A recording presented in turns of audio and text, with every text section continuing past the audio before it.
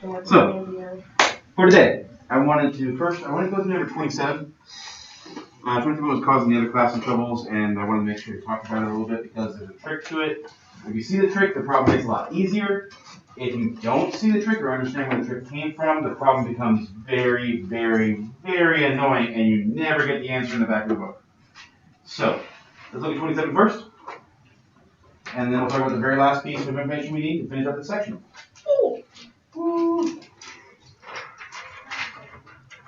As a reminder, the entire homework class, which is again 4 through 51 odds, will be due on Friday. 4 through 51. Are we going to get time to work on that Friday? All. Odds. All. I heard odds at first, so I'm going with odds. I'm sorry. Hey! What, are we going to have time to work on that Friday? You might have some time tomorrow. We're finishing the section today. I will have tomorrow be question day. We'll start the next section on Friday. Okay.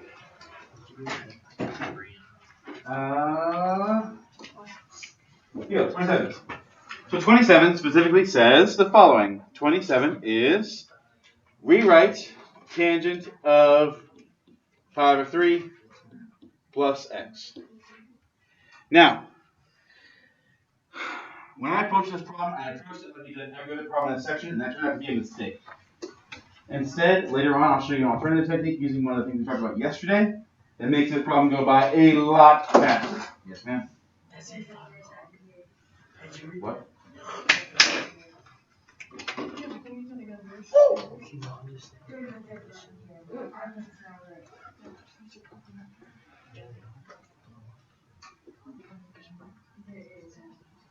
Use your head instead of the target. Alright. So, at first, I'm going to show you what I started doing, which is the wrong steps. And many of you guys might have tried this already yourself on this problem if you started it. It stops working very, very, very, very, very, very quickly. And even if you do a different first step, it doesn't get much better. So when I looked at this problem, my first thought was, well, it's obviously a sum problem. So I'm going to jump over here and go to the tangent sum formula. The problem is, if you do that, you go down a rabbit hole so fast it hurts. And you end up getting the nastiest problem you've seen in a long time, and it never gets the solution in the back. So I'm going to start that and show you exactly where I stopped and went, nope, this is wrong. So take a look. I started by looking at the problem and going, okay, I'm going to do this first step. Tangent of alpha, so tangent of pi over 3, plus tangent of beta, so tangent of x, all over 1 minus tangent of pi over 3 times tangent of x. That's not too bad. We've done these kinds of problems before. I just got to simplify this as far as I can go. The problem is when you start simplifying, this gets bad. Here we go. I start simplifying. I go to my cheat sheet. Tangent of pi over 3 is square root of 3. Tangent of x is tangent of x. On bottom, I get 1 minus square root of 3 times tangent of x. And even then, as soon as I saw this, I was like, this is probably not going to work. I'll keep going, but I'm starting to get afraid because I see the first thing I'm now going to have to do is fix the bottom. So I'm going to use a conjugate. We talked about that in class. To use a conjugate, as a reminder, you multiply the top and the bottom by switching the sign on the denominator. So instead of 1 minus the square root of 3 on top, it'd be 1 plus square root of 3 tangent x. Again, it is a conjugate. The conjugate flips the sign of the denominator specifically. I got to this point, I'm like, okay, guess I'm foiling. Yay! And after I foiled, I immediately went, no, this is never going to work in the world. Here we go. I foiled it out like a good algebra student should. So I foiled. Square root of 3 times 1 is square root of 3. Square root of 3 times square root of 3 tangent of x is 3 tangent of x. Remember, squaring a square root cancels it. Tangent of x times square root of 3 tangent of x becomes square root 3 tangent squared of x. The top already looks really nasty. At this point in time, I grabbed the book. I was like, I want to apply step 3. Pay attention to my solution. Does this look like it's getting close to my solution? I was in the back, and it was something really simple. And I was like, Okay, this doesn't look like it's ever going to get any simpler. I went ahead and followed the bottom just to check to see if something magical happened. It didn't. Here we go. If I follow the bottom becomes 1 minus square root 3 tangent x plus square root 3 tangent x minus 3 tangent squared.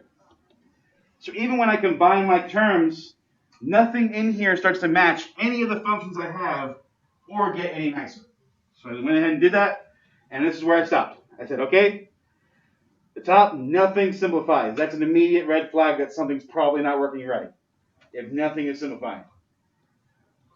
The bottom gets to something that looks kind of close to something, but is not close enough. It becomes 1 minus 3 tangent squared. Now we have 1 minus tangent squared in our cheat sheet. Or I think it's actually 1 plus tangent squared. I'd have to double check for my cheat sheet, but I know that there's something with tangent squared, but nothing with a 3 in it. And so I'm like, okay, could I factor the 3 out? No, because the 1. It doesn't make it any nicer. So I got to this point and said,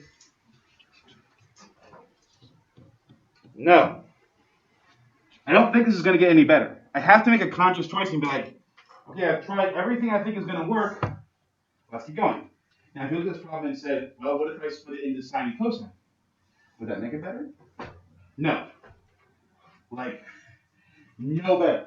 If you try it yourself, splitting the sine and cosine makes nothing better. So then I went back and was like, okay, maybe I missed something. And I looked back at that beginning problem again. I noticed I started with this very simple equation.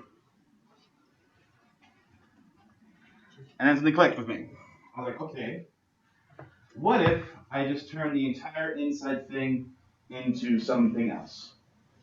In mathematics, this is called a substitution. In this case, I use something that we'll use a lot if you continue farther, called a u substitution. I told myself, you know what? I'm going to create this magical variable u, because I can, and make everything on the inside u. Meaning my entire function is pi over 3 plus x. I called it u. Why? Because I can. And watch what happens to tangent now. This becomes just tangent of u.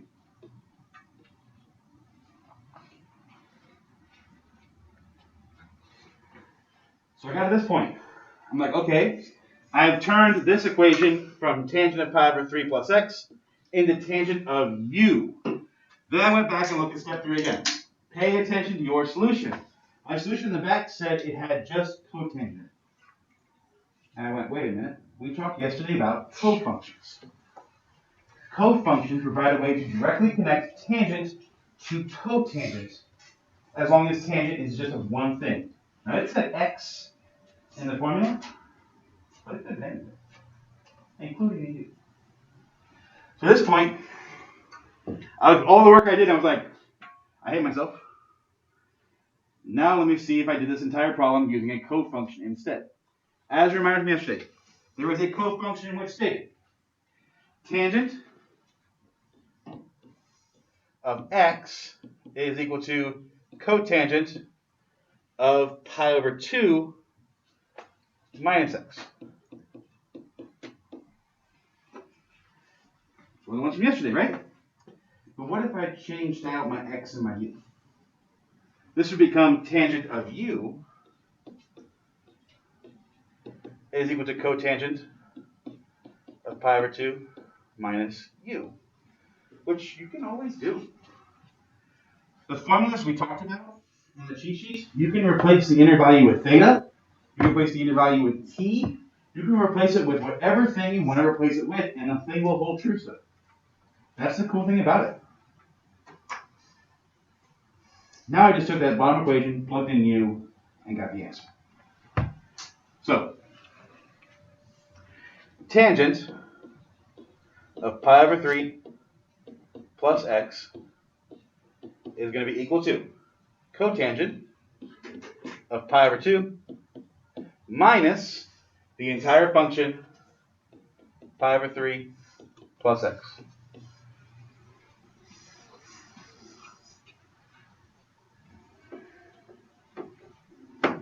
simplify. Pi over 2 minus pi over 3 is pi over 6. Distribute the negative, it becomes negative x, and that's my answer. Like, look at how much shorter that work is, and easier that work is compared to the other one, and the other one didn't even work.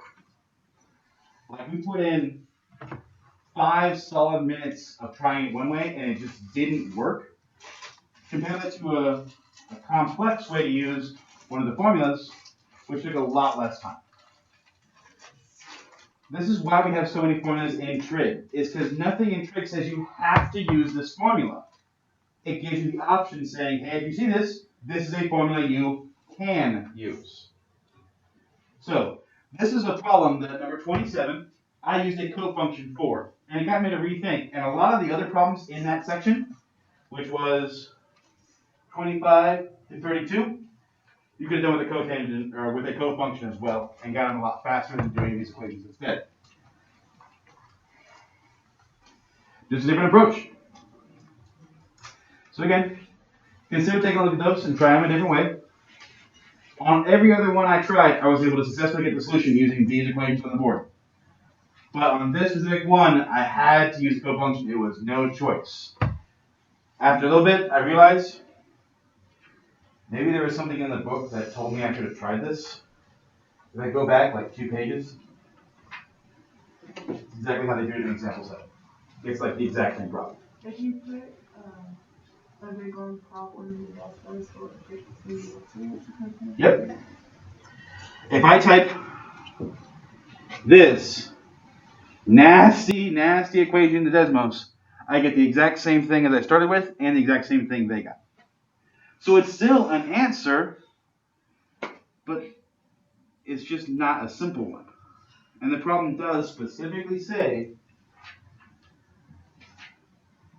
for the following exercises, simplify the expression. If you're going to tell me that that is simplified, I'm going to look at you and cry. That ain't simplified to me. I don't want it to be simplified. Whereas cotangent of pi over 6 minus x, that seems pretty simple to me. Still looking for it, aren't you? Yeah, it's like right here. You're not just like breathing out and like poisoning yourself, are you? Did you brush your teeth this morning? I did. This is that's not what we got to this morning. And I checked the gym and nothing was there. And then when I went to the cafeteria, Are you sure it's not just your mask? No, it's not my mask. I went to the gym and it was like nothing. Still nothing. And then when I was in the hall, nothing. Well, I'll get back on that. What is it? And it wasn't just me. She's home. We're finding over there. Okay. Right here. Happy Halloween in the vent. Should be happy. That's what I think. Because when I go down, I don't know. When I go higher, Okay, so this is 27. On 25 and 32, you can apply the cofunctions and get there a little faster. On most of them, you can also apply these and get there a little slower. Well, they do get there. Last thing I will mention before we go on is to ask if there's any other questions. Join us from the homework we assigned yesterday. The homework from yesterday was, let's see, 47 through 51 and 33 through 41. Were there any questions on those sections? Okay. Then I'm going to do number 20 in class. For your homework tonight, you have 5 problems. Finishing out the homework. You have 20 through 24. That's it. It's the last piece we have. But 20 and 21 are 2 of the weirdest problems in the homework because it's a unique way to do the math. And so I wanted to do number 20 together and use it to help set up number 21 for you guys. So take out your notes. I'll leave number 20 as an example, but you're encouraged to copy into your homework. Number 20 says as follows. The following exercises find the requested information. Super simple. And it gives us the following. This is where it gets a little weird. Given that sine of alpha is 2/3 and cosine of beta, or I think they use b, is negative 1/4. And both a and b are in the interval from pi over 2 to pi. Find the total. So we're between pi over 2 and pi. Find sine of a plus b, cosine of a minus b.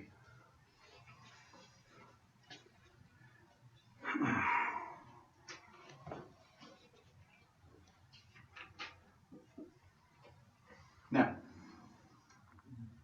this is actually one of the best applications of trigonometry in this section. It's actually, in my opinion, the only real big trig question out there. Because so far, everything else we've done can be done with a calculator pretty easily. Alright, so like, why learn it? Well, because the same concepts apply to questions like 20, which cannot use a calculator to solve. So, let's look at number 20. I want to talk about some pieces that are in it, and the mentality of how we're approaching. So first, I want to point a couple things. Number one, what we're looking for. Again, pay attention to the solution. I want to find these two things, which you'll notice are formulas on the board. So what I could do is look at each formula and see what do I actually need. Let's look at part one. I'm going to call the sine function part one. To do part one, I need the following piece of information. I want to do sine of a plus b, but according to my formula list, sine of a plus b is equal to sine of a times cosine of b plus cosine of a sine b. So if I want to do this problem, I have to be able to answer this question. What is sine of a plus b? Well, it's these four things. Yeah, sorry.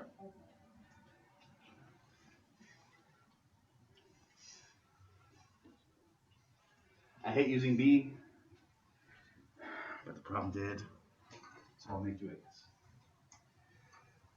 Okay, what I want to point out here is two of these are actually known. Sine of a is known, it's 2/3. Due to the problem. Sine of b, or cosine of b is known, it's negative 1/4. The problem is there are two that we do not know. So this is 2/3. This is negative 1/4.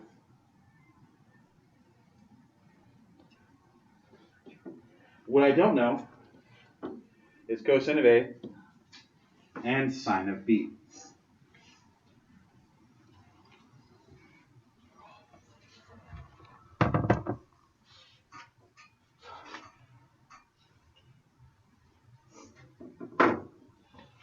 Number 20. The issue with number 20 is I'm asked to find the functional value of sine of alpha plus beta, or a plus b. I know 2 out of the 4 things to do it. So I guess the question is, how do I find the other 2? Alright. I would like to invite you guys to think back. We talked about how to find a trig function using another trig function. We did so way back in chapter 7. We are in chapter 9. It's been a while, so let's refresh our memories. To find cosine of a, what I need to do is figure out a itself or build a triangle. That would allow me to find that missing value and plug it in. Let's go. So I took all the givens, I've used it to create this version of the problem. I know this piece from the problem, I know that piece from the problem. I have 2 things missing. Let's approach them one at a time. The first thing, what is cosine of a? Well, cosine of a, as a brief reminder from last semester, is just the adjacent over the hypotenuse. But it's the adjacent over the hypotenuse of the triangle involving a. This is the adjacent over the hypotenuse. But where's my triangle? Well, I know my triangle from this version of sine. Sine of a tells me how to build a triangle. the sine is just opposite of the hypotenuse. So what I do is I use the sine function to create a triangle, which has a in it, and has a sine function of 2/3. So that means my opposite would be 2, my hypotenuse would be 3. To find cosine of a, I can use this triangle. But to do so, I would need the adjacent and the hypotenuse. Well, I got the hypotenuse, it's 3. That's obvious. But what about the adjacent side? How does that's true? Oh, no mind. Take a second. My problem is I need to find cosine of A. I have sine of A. I use to create a triangle using the sine function that I have. Now, how do I figure out the cosine function? So what? You put it on? Nope. No. There's not one. I'd have to use the Pythagorean theorem to find that missing side. So, let's see.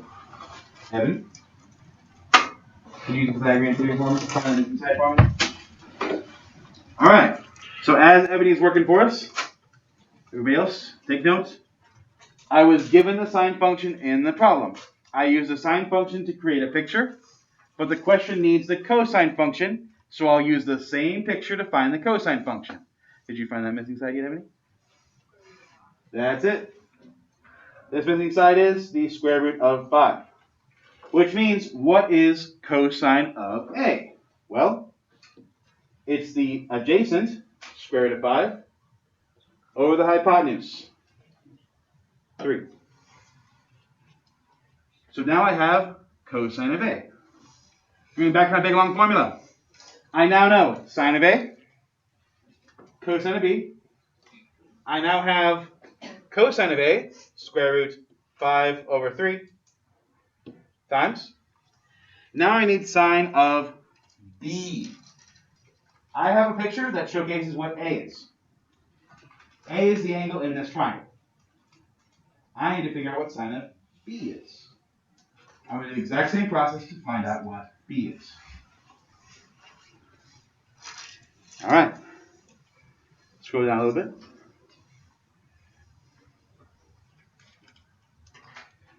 Make a triangle. Put B in it. Yay. Real quick, thinking back to the rest of the problem.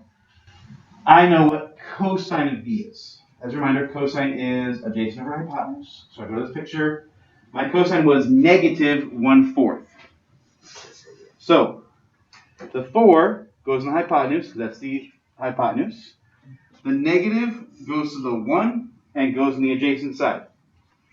Negative 1.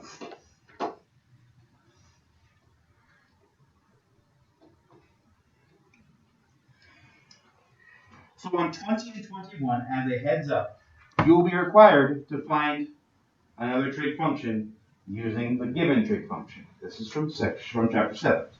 It's been a while. That's why we're reviewing it. We'll do an example here in a moment with the same basic format. Let's take a look. I've now set up a triangle using what I was given in the problem. Well, I want to find the sine function, the sine of beta, or b. Let's find the sine. Usually, just like the previous one, I need to find that missing side to find sine. So, let's find that missing side. Square root of what? 15. Square root of 15. Very nice. And just a reminder how to do that. Pythagorean theorem. It's going to come up a lot. So, this, we use the information given in the problem. One more time. We use the fact that we were given sine of A to create this triangle. Sine of A is 3 over 2, so A, 3 on the opposite, 2 on the opposite, 3 on the hypotenuse. We were given cosine of B is negative 1/4. So we create our triangle with those exact parameters. Last thing we do, we find our missing side. Let's do it. This becomes, we want to find out what sine of b is. They do opposite, so that'd be square root of 15 over hypotenuse. Now I've got all my pieces. I know from this picture that the sine of b is square root of 15 over 4. I know from this picture that the cosine of a was square root 5 over 3. With that information, I now go back to the original problem, plug them in, and I'm done. I get square root of 15 here over 4. Before I can do so, I have to point out one last thing. They said in the problem something that we haven't discussed much. Where we're located. Between pi over 2 and pi. Why is that important? Well, because that can change the sign of my functions. Remember, in the first quadrant, everything is positive. But in every other quadrant, different ones switch out. We talked about all students take calculus, right? That in each quadrant, different ones become positive. In the first quadrant, all three trig functions are positive, right? All. Second quadrant, sines are positive, everything else is negative. Third quadrant, tangents are positive, everything else is negative. Fourth quadrant, C, cosines are positive, everything else is negative. Why would that be important? Because it says in the problem we are between pi over 2 and pi. Why is that important? Because the signs are positive. So that means the cosines have to be negative. So what we would do for 5 and 3? So you'll notice that the sine was positive, the cosine was negative. Over here, the cosine is negative because we're in the second quadrant, and the sine is positive. This is my solution. Now I want to simplify it algebraically. The calculator we use here on that. What should I write on my notes to make sure I know what that, like, so I didn't just put a grain of salt So, there? Let's make a list of how to do this kind of problem.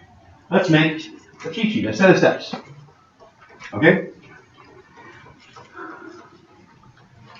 This kind of problem.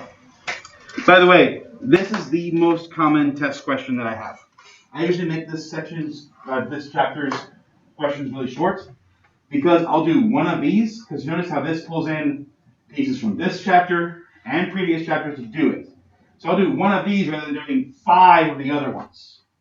Okay, but that means you gotta know how to do these ones. Let's make a list of steps to approach this one, and we'll apply it to another problem. Ready? If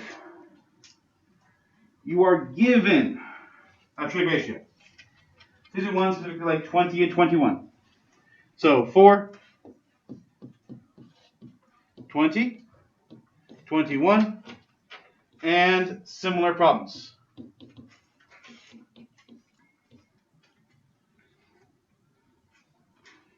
Here's what you should do. Step 1. Use each given ratio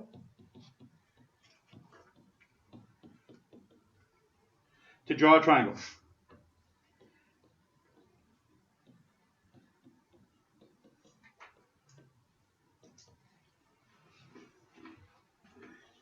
Use each given ratio to draw a triangle. Notice that if I'm given 2 ratios, I should draw 2 triangles. If I'm given 3 ratios, I should draw 3 triangles. You won't be given 3 ratios. Step 2. Once I've got my triangles, step 2, find the missing sides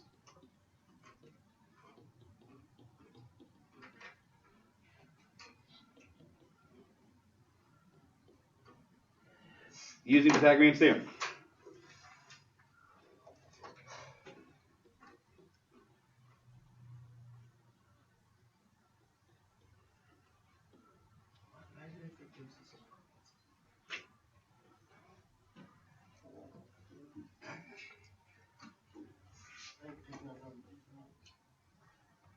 Okay.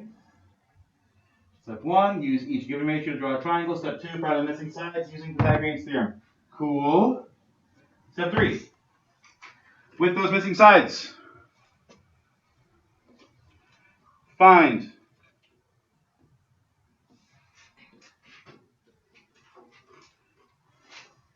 all It's a great looking egg. necessary. Thank you. Trig ratios. What do I mean by all necessary trig ratios? Well, these problems, if I'm doing one like sine of alpha plus beta, then I need to find all 4 of those ratios. Sine of alpha, sine of beta, cosine alpha, cosine beta. If I'm doing a tangent problem, then I need to find different ratios. Okay? I can't tell you which ones you need to find because the problem should tell you using the equation they gave you. So, 1, use each ratio to draw a triangle. Make sure that step is done correctly, otherwise you will have trouble. If you do not have it drawn correctly, it will cause problems. Last step, correct the signs.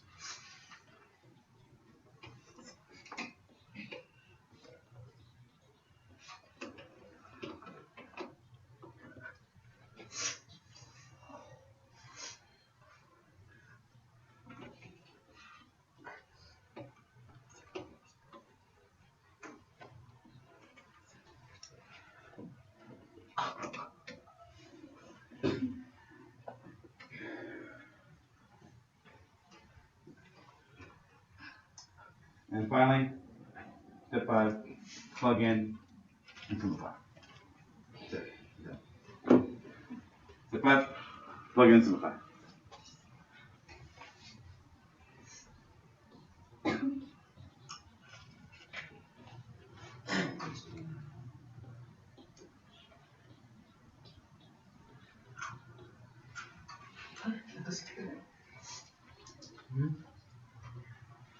Alright. 20 and 21, I can't stress enough. I put at least one of these on every single test for this chapter. If not 2. Like, if you ask me what should I study for the test, this problem would be a great one. Please. I'll work for another example here in a moment. But notice the format involves stuff we've done in other chapters. That's what makes it tough, is also a review question. So step 1, use the given ratio to draw a triangle. We did that back in chapter 7. Step 2, find this inside using Pythagorean theorem. That's chapter 7's problem. Step 3, find all necessary trig ratios. That comes from this chapter. We have to find the ratios for the specific problem, and we can do that again once we have the missing sides. Step 4, correct the signs using all students take calculus. The picture on the outside. Remember, first quadrant has certain ones positive. The other ones have different ones positive. You have to be careful. Correct that piece. Finally, plug in and simplify to get your solution. The reason I love ones like 20 and 21, calculator can't save your butt. You gotta know what you're doing. So like if I ask you, hey, what's tangent of 15? Any person outside of this room could just plug in a calculator. That's not skill. If I ask you what's sine of alpha plus beta, they can't do that. No chance in the world they can do it. That's why you get to discuss. Alright? So, let's apply the same concept to a new problem. Second example. So the first part of 20. 20 has 2 parts. Once you do part 1 though, part 2 is much easier because you already have the first 3 steps done. Okay? One more time. Number 20 has a part 2 to it.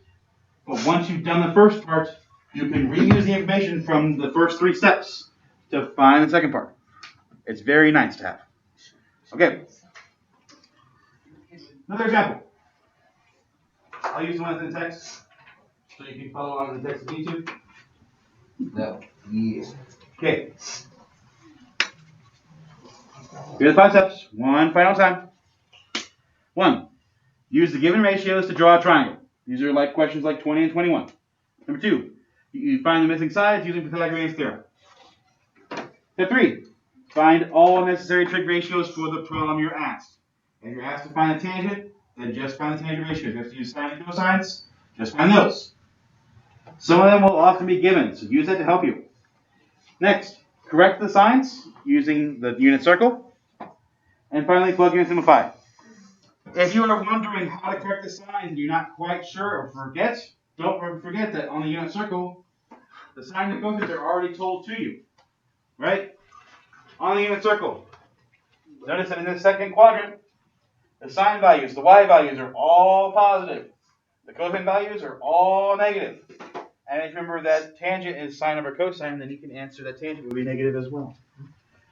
There's a lot of stuff that can help you if you know how to use it, but if you don't, it's just extra fluff. So, let's do another example.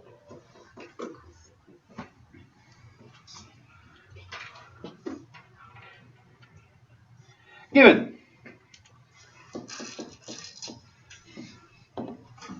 that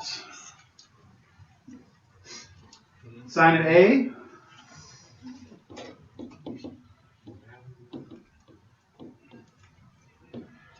is 3 over 5. Cosine of B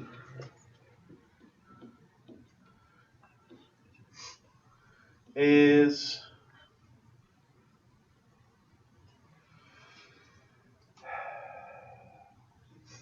3 over 4. And alpha and beta are in quadrant 3.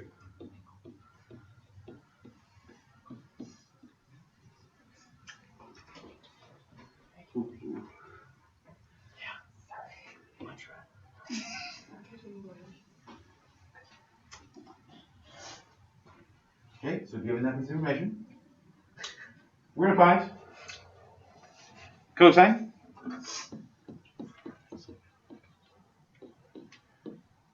of alpha plus beta, or A plus B.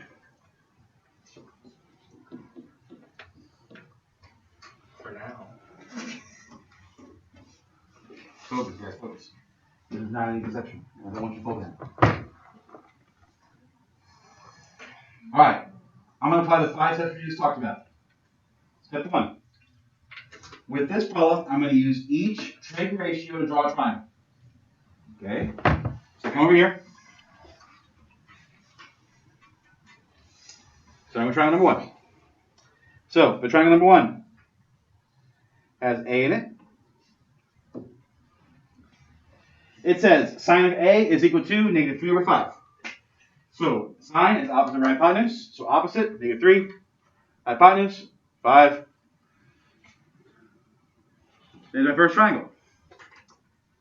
I'm going to go ahead and draw the other triangle, but you can do these steps kind of out of order and just do one triangle at a time if you want. But there's my first triangle. A second triangle, same thing. Go with B. It is cosine, so that'd be negative 3 and 4.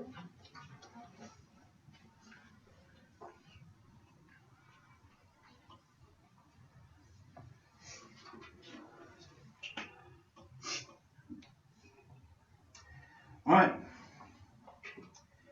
So step 1 is done. I've drawn triangles relating to each trig function I was given. Yay. Step 2. Find the missing sides. Let's see. Luis? You find the missing side on this first one for me? Cool. The missing side on that second one, please. Yeah. Are we allowed to use calculator? Yeah, please. I'm not testing whether you can do calculator on these ones.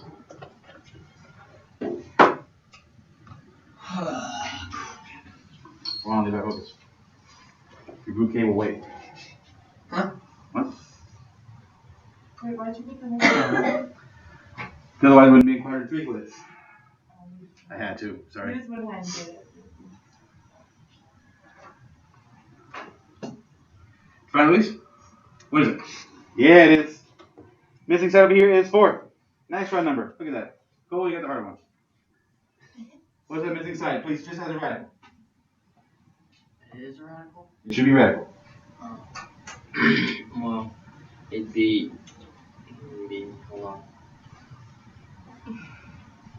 Square root 7. Correct. Alright, so I've now done step 2. I drew the triangles. That's step 1. Step 2, I found the missing sides. Step 3, I need to find all the necessary trig ratios. At this point, I go back to my original problem and see What am I looking for? What's my solution? My solution is find cosine of alpha plus beta. So I come down here. Cosine of alpha plus beta, or a plus b in this case, is cosine A times cosine B minus sine A times sine B. Double check my formula. Yep. So to solve this problem, I need to know 4 things. Cosine of A, cosine of B, sine of A, sine of B. I'm going to answer all 4 of those things from this picture. And before I simplify, I will do step 4. Here we go. Now again, 2 of these were actually in the problem, so you can always go back and check those. The other 2 are in my pictures now. So let's do this. Let's see, Levi. Yeah. Out of here. Cosine of A. I can find cosine of A by looking at this first picture. What is cosine of A?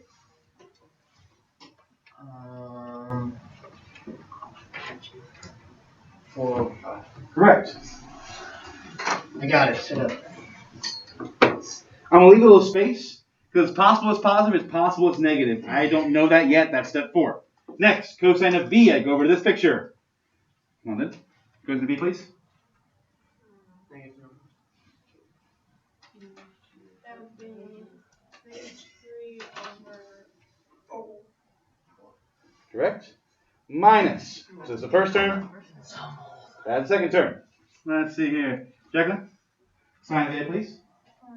-3/5. -3/5. And Chloe? Sine of B, please.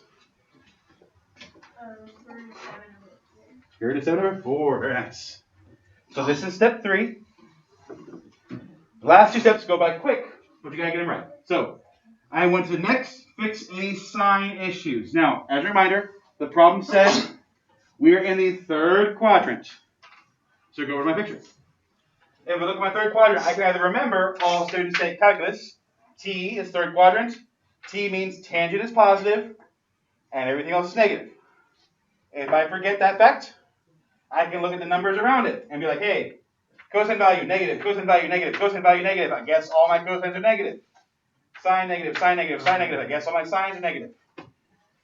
Both those will get you your solution. You just need to do one of them. So come down here, and I fix any signs I'm wrong on. So cosine of A should be negative. Sine of B should be negative. That was step 4. Look at how much simpler that is. Step 5, simplify.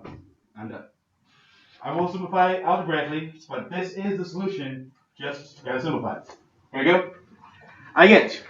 So negative to the negative makes it positive. 4 times 3 is 12 over 20. Minus. Negative to the negative makes it positive. 3 times square root of 7 is 3 square root 7 over 20. They have the same base, so I'll go ahead and put them together and get my solution. My solution is 12 minus 3 square root 7 over 20. Done. The 5 steps, as we said just a moment ago. The 5 steps, as we said just a moment ago. Step 1, draw the triangle from what is given. Step 2, find the missing sides, Pythagorean theorem. Step 3, determine any necessary ratios. Find them. Again, the problem should tell you which ones you need using the formulas. Step 4, fix any wrong signs using the all students take calculus or just the actual unit circle itself. Then step 5, simplify until you have one solution. Your homework for tonight is 20 through 24. It looks short. We'll see. Tomorrow we'll be answering questions of the homework assignment. Anything from 4 through 51 will be available. I'll answer as much as I can. Homework is due on Friday, and on Friday we start the next section. We will have no time for homework. We can move on. So, Questions before we continue or finish our time? Okay, wait a minute. Questions? Questions? Okay. We'll just chill for a minute, I guess.